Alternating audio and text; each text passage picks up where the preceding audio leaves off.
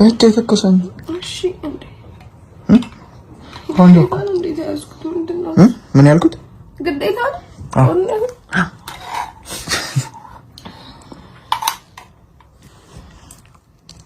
ድንቡሽቡሽ ብለሽ ታርሰሽ ገንፎ ማለት ደውኛል መቅደም ሰርታ እዚህ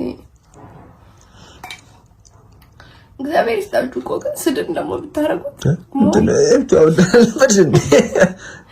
ዘጋኛ እዚህ ጋር ሞቆል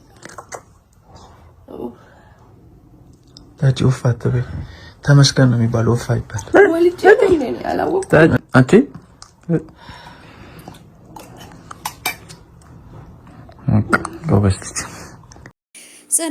ጽናትዬ የኔ ውድ ማለት ነው። ምኗን ታማ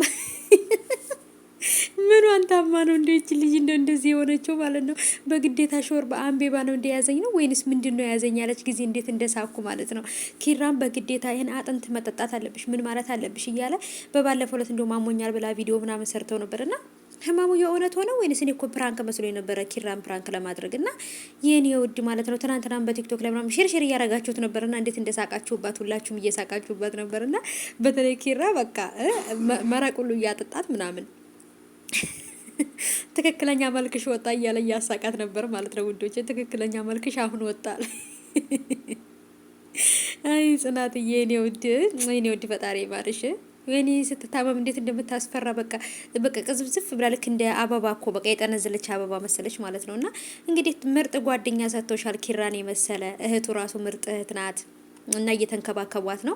ብቻ ግን እዚህ አጥቢቱን በመጠጣ ሰዓት ላይ ቤተሰቦቼ የምትናገረው ነገር ብትሰሙ በሳቅ ነው የምትሞቱት ማለት ነው። በቃ ሊያስመልሳት ነው የደረሰው።